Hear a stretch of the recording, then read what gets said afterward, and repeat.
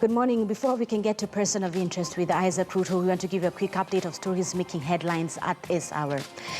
Now, the search and rescue mission for the missing aircraft resumes this morning after it was postponed last evening due to bad weather at the Aberdares and nightfall. We'll be bringing you more updates in regard to that story in just a few minutes. But now here's the thing. The current update that we have is that the air flight, the specific airplane, the C-208, the aircraft that was operated by Issac, has been found. It left Kitale at around 4 p.m. and lost contact with Nairobi at 5:20 p.m. I have the PS of Transport with us this morning, joining us by way of phone call. Meshima, it's good to be speaking to you. What more updates can you give us with this aircraft that now has currently been found? Well, at the moment, the updates are quite brief. The airport has been spotted southwest of the Aberdares region, and we continue the ground search for survivors. We are trusting that over the next 1 hour we should have a very comprehensive information. Now, Meshima, this specific aircraft that fell has really brought into light our negative aspect when it comes to our search and rescue missions here in Kenya. Here's the thing, Aberdares is quite foggy. Should have perhaps we used different methods of rescue, such as heat thermal, to find the plane? Was there a box, the black box rather? Those are certain things that within distress as a country, the disaster management unit should have done from the get-go. Well, rescue was mounted immediately. The information came in. Naturally, the Aberdares is a very expensive set of mountains, and we concentrated very much on air surveillance. But at the same time, we mounted a specialized troop of mountain rescue personnel who were also obviously, there is always room for improvement, but I think we did give it our very best. And just to clarify a few things, a lot of reports have indicated that this specific aircraft had problems before it even took off prior. Will we be able, especially for families and friends that were affected by those that were lost, will we be able to see a report of investigations hopefully very soon? Yeah, we have in the State Department of Transport, we have a department that we call Air Investigation Department. And they are part of the rescue operations. In fact, I've just received a report today that they are on the ground carrying out the investigations. And that is exactly their purpose. They investigate the causes of the accidents. And yes, the report should come out in due course.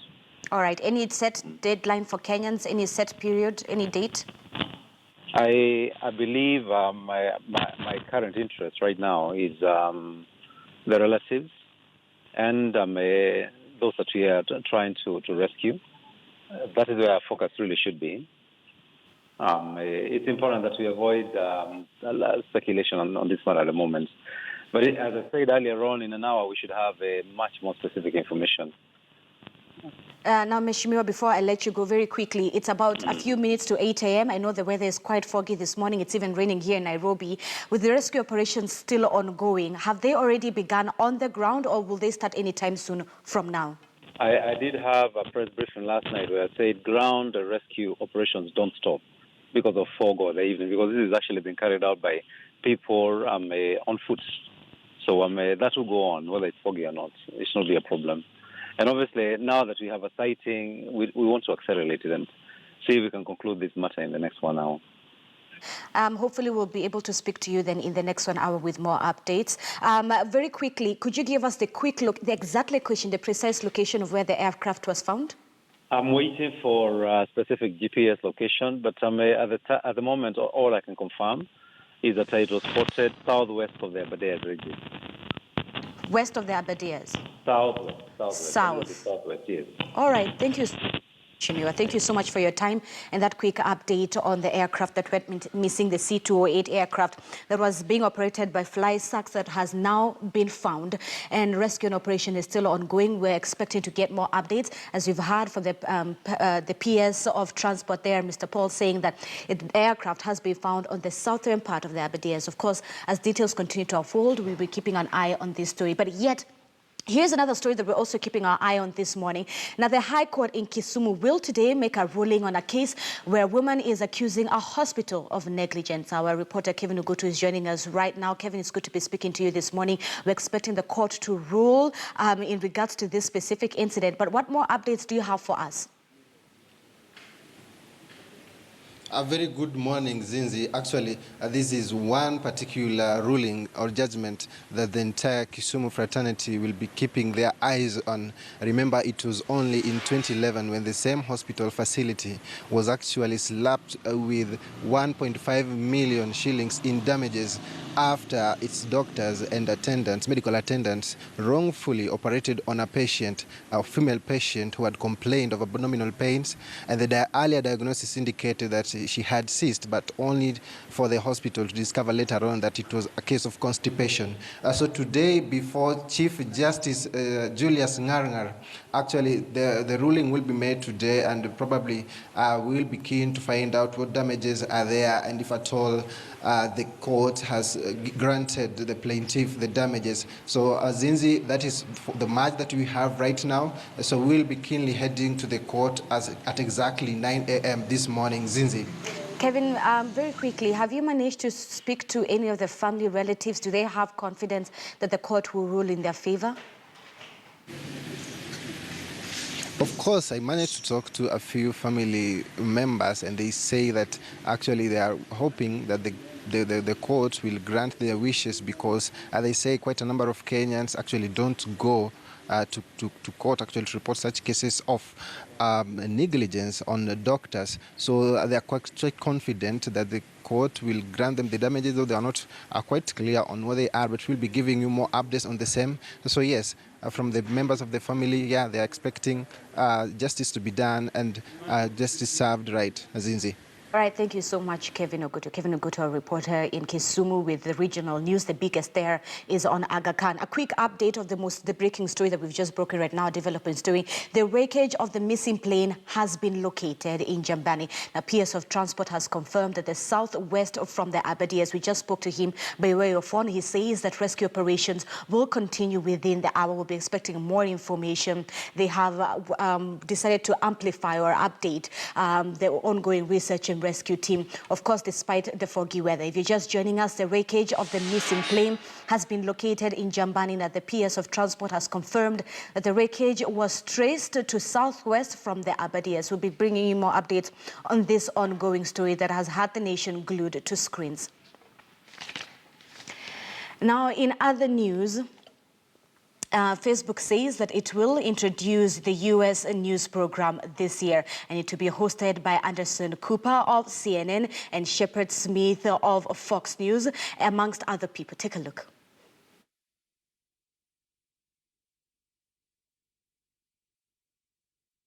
Bringing you that story in just a few minutes. Is quite an interesting one. But right now, let me head over to my colleague, Michael Kitonga, who is with Issac Ruto, the first and former governor of Bomet County. It's good to be having you here in studio, Issac Ruto. Thank you very much. Michael. All right, yes, now it's person of interest, and basically would just, like Zinzi has mentioned, Issac Ruto, who is the leader of Chama Cha Mashinani party and also the immediate former governor for Bomet County. Good morning, and thank you for joining us. Yes, good morning. Great to have you. Let's just start, first of all, finding out what does a governor get up to after, he's no longer governor? Because I know when you're in office, you're very busy. And of course, as we're getting closer to the elections, you're also very busy, making sure that your constituents are in touch with you. But now what happens after that? Do you now take a sabbatical and watch like everybody else? Well, that is it's quite a story. After the hectic work at the county government, you go back and you start realizing that you didn't pay a lot of attention to the family, the family businesses, even the farms, other things that are of interest to us. For example, I like to do a lot on dairy, quite a bit, and I think I spend a lot of time at the moment to deal with that particular aspect. So you're a dairy farmer, and one of the things that maybe Kenyans or many people forget, especially when you're in the limelight in terms of politics, is that you also have, another life that you have where you're working like everybody else is working?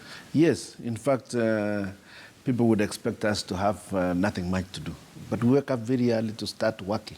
What do you do apart from, for instance, run me just generally through your day now that you're no longer governor? I'm sure you are waking up to, chase cars outside with, people possibly waiting for information or directives. Now you wake up and what happens?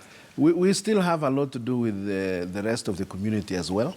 We still have to meet them.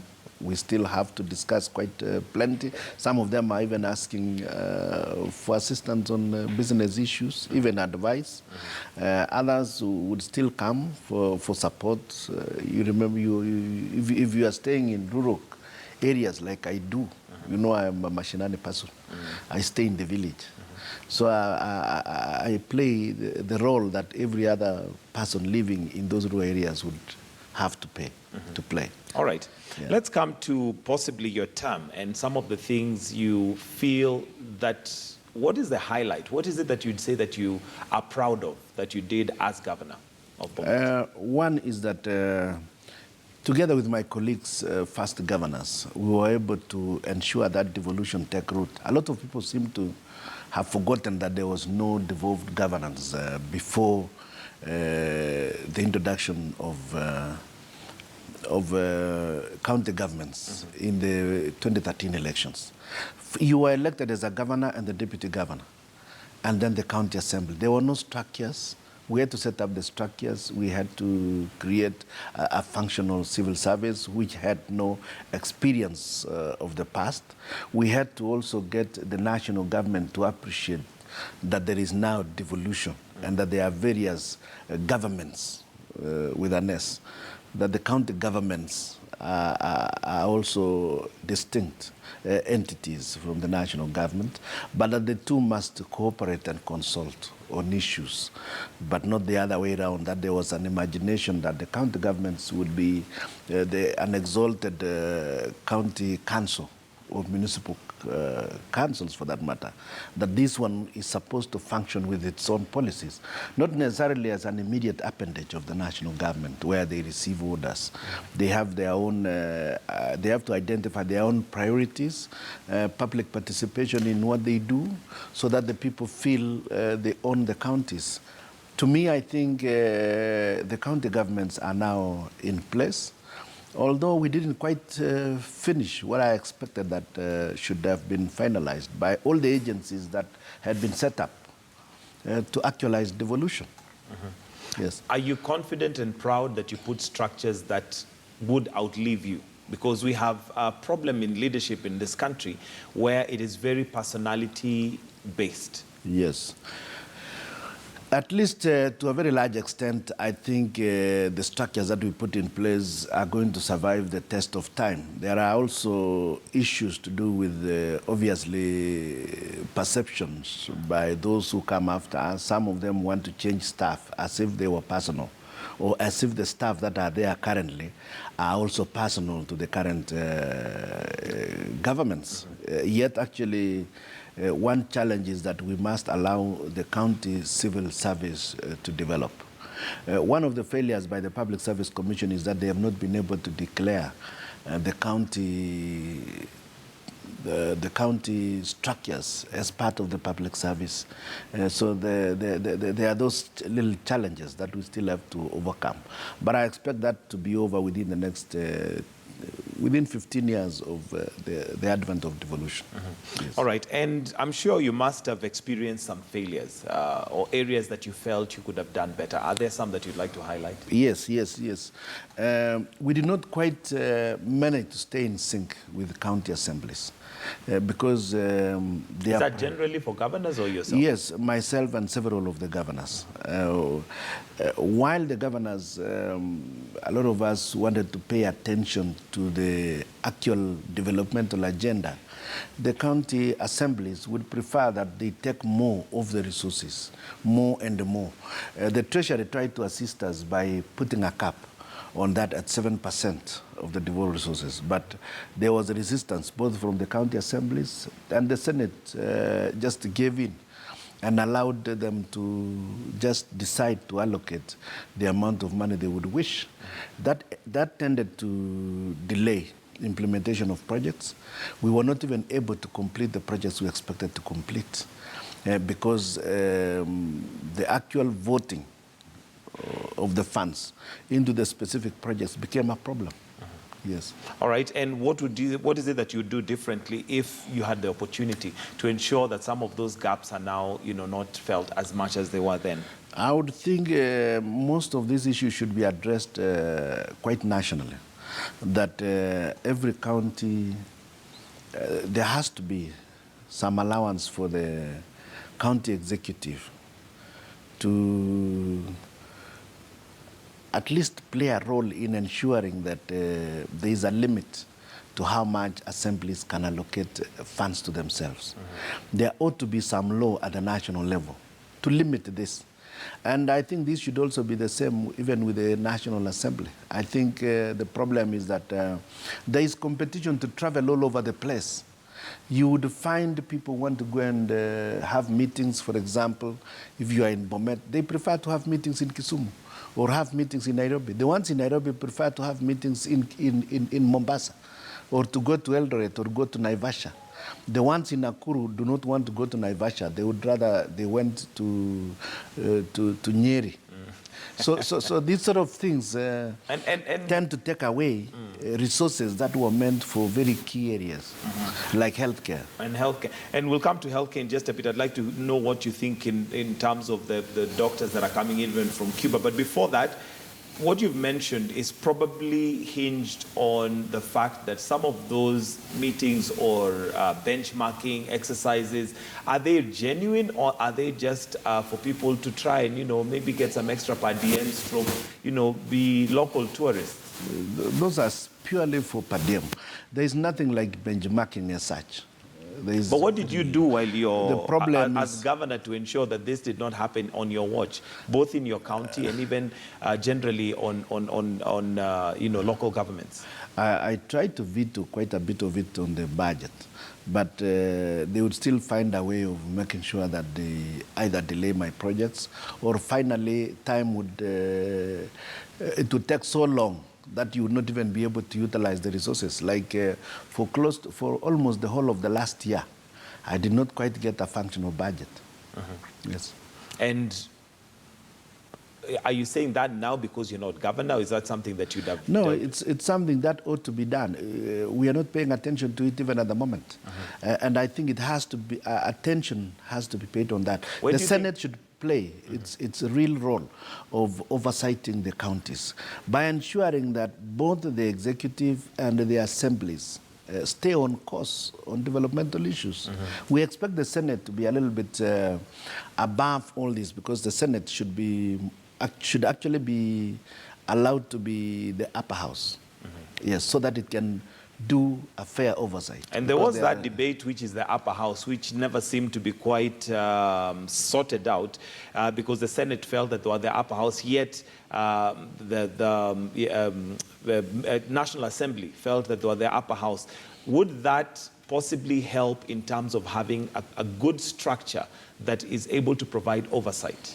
Yeah, I think we've got to restructure the ways the two assemblies operate. As of now, the Senate is a lame duck, and yet actually it is the one that is supposed to protect devolution, it's supposed to protect the counties, and should also at the same time provide oversight, but not do the challenge we have had is that most of the senators also want to become governors. So they sometimes tend to sabotage the progress in those counties so that they will eventually go in to become governors themselves. But I think moving forward, eventually the Senate will mature. All these institutions will mature. And I think Senate will play its rightful role. And what do you think, from your experience, is the reason for the clamor for governor? What is it that people are after? And now that you've been governor, I think... is it resources? I'm not so sure because every individual goes in for different things. The challenge you see we are having at the moment is that there is a dearth of ideological convictions in most of our politics at the moment. I don't know whether that is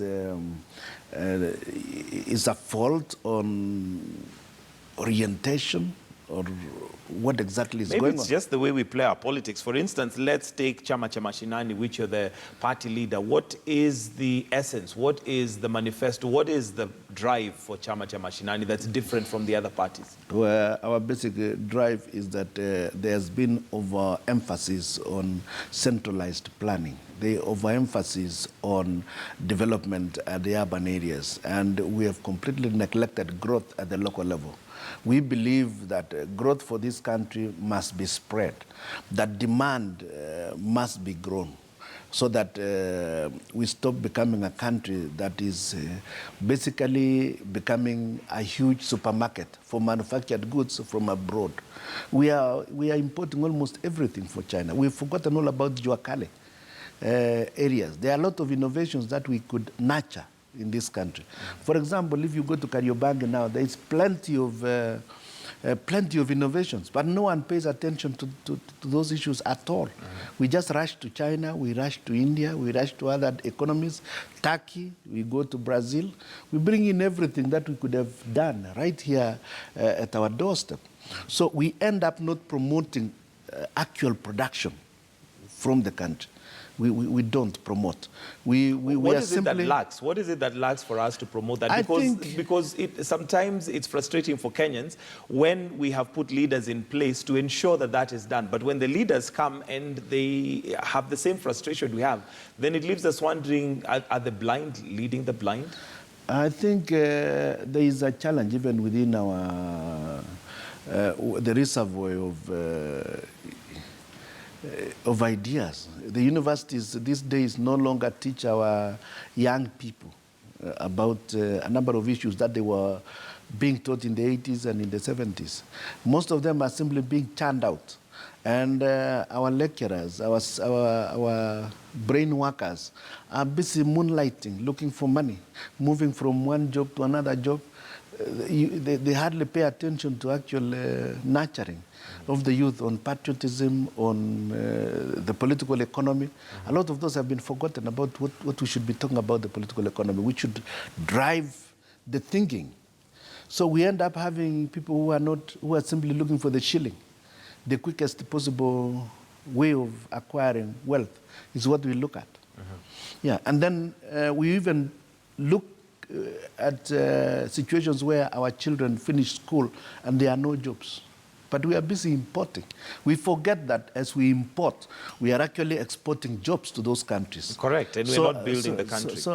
Yeah, our young people stay without jobs in the countryside. And they are highly educated, but there is nothing they can do because we are busy exporting their jobs to other countries. Okay, what is your thought on the healthcare in Kenya currently?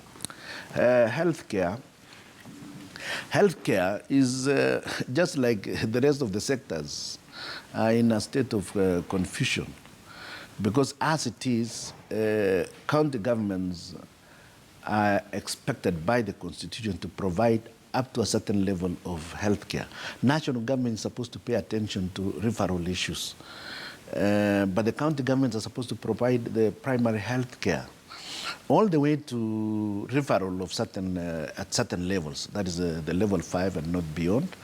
But at the moment, everyone comes to Nairobi. The doctors were resisting something that had been done, had been concluded before 2010. That those are actually devolved functions. And then the county governments, I don't understand, together with the national government, come to Afia House to discuss about doctors working in the counties. According to me, that shouldn't be the case. Every county ought to employ doctors. They ought to decide on various issues affecting the doctors, pay attention to their needs, and proceed. The work for national government is to provide standards, training and capacity building. They should be busy training our doctors, sending them for specialized training abroad. I hardly hear of the same at the moment. The debate is about how much are we paying them. That shouldn't be the case. And do you think devolving health then was premature or a mistake on our part? No, it is the right thing to do. Healthcare is devolved and should be devolved. What happened is that we had a half-hearted devolution on healthcare. It was simply half-hearted. If we really went the whole hog and ensure that this happens and that everybody gets convinced on this, we'd have no problem. My healthcare system was working in Bomet. Was it? I never had any strikes. Although when you had an injury, you flew to South Africa. So No, that one was... might say that you are not very confident about your healthcare in Bomet or in Nairobi for that matter. I wasn't going for treatment for a wound. The entire face you can see was all broken. They were all pieces, the bones in the front here. I was referred by Nairobi Hospital. And there were 4 specialists, 4 professors, and their names are known. You can check the records at I will one of these days allow them to make public what they had to do, the scans that they had done. I was referred to South African specialists. I was supposed to go to either US or India or there for them to do internal patch-up of the broken bones. They told me at the Nairobi Hospital that if they were going to do the operation, I was supposed to lose one eye because they were going to interfere with what they call the tear back, and that was going to dry up the right eye. So they told me if they have to do it, then I must be prepared to lose the eye. Alternatively, we go for minimal intrusion, which should be done in other specialized hospitals. That's why I was taken to those areas. So in your opinion, based on your experience... Healthcare can work. And based on your experience, does that mean then that Kenya lacks the capacity? What is the problem? Are we saying that what you had to go through was only available in South Africa or the US? Kenya was not able to do that? It wasn't able. There are certain surgeons, like for example, they go through the existing channels to operate on the brain, for example, without having to open it up. Using a camera. That is not available here in Nairobi. That is not available. That's something that you can only do in the developed economies. But those are very minor cases. We are only addressing extremely smaller cases. We are talking about the major issues on the primary health care. Yes, and the reason I'm asking that is because you were at a privileged position where you could go to South Africa. Yes. What about that Kenyan in Bomet who has a similar problem or something that we don't have? Yes, this is what I'm saying. How do we take care of them? This is why I'm saying that this is now the province of the national government. They have to pay attention to referral cases and capacity building. That's why I'm saying, for example, in the biggest problem that we are facing currently, that is cancer. We are doing very little. I'm not aware of any major training arrangement that we've done for oncologists.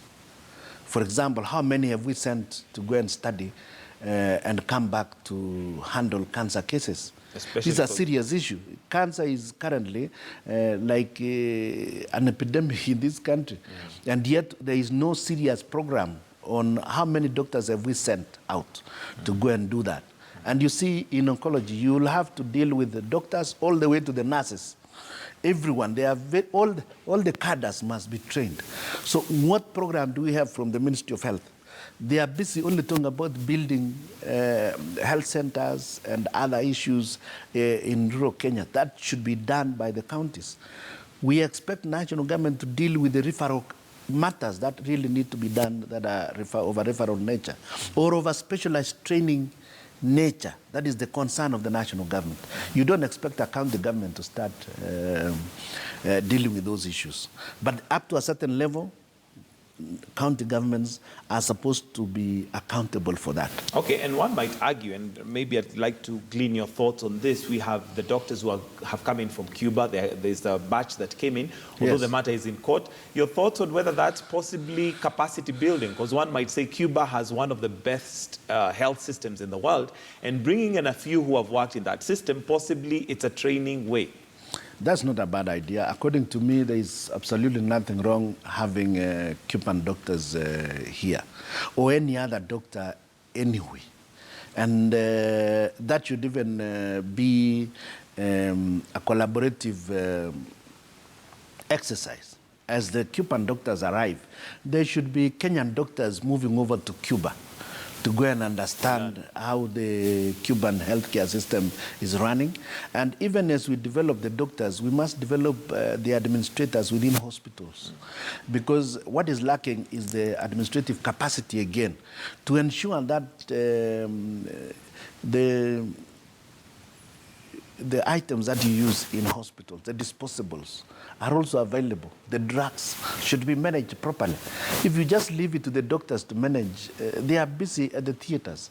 Others would start, there will be a lot of pilferages all over the place, which we keep crying about. We must look again at the management of hospitals, the management of healthcare itself. The doctor is a specialized person. You can't go on asking him to tell you why there is no drugs here and there. The doctors are not supposed to do procurement. That's not really their core business. Okay. So let's look at healthcare in totality. But let us also allow counties to handle healthcare. And I think the counties should be encouraged to wake up and deal with the situation themselves. All right, we need to wind up in just a bit. Your advice to governors who possibly are watching you right now, what is the one thing, rule of thumb that you'd say, if I was to be governor today, this is something that must be changed or must be done? Now, I think governors should realize they are running their mandates and that those mandates are assigned by the Constitution. And they need to take that responsibility and not always look up to national government for guidance on issues that they themselves should be able to sort out. A lot of them are busy with phone calls upstairs, asking for direction on issues that they themselves ought to handle. And we keep coming to meetings here in Nairobi asking for what they are calling parent ministries. You still find staff at the counties talking about their parent ministry, if they are in Ministry of Health, if they are in Ministry of Education, in Ministry of the others. And we still haven't quite understood what the Constitution intended for us under devolution. All right. On person of interest, we also like to find out just that one thing that maybe Kenyans don't know about. What exactly are some of the things that you enjoy doing during your free time? I enjoy reading. Any Take time particular off subject? with my family. I read a variety of subjects, but of course I have a bias on politics and economics. All right. Yes. All right. Thank you very much, Honorable Issac Ruto, the party leader for Chama cha Mashinani, who's person of interest this morning. Thank you for joining us this morning.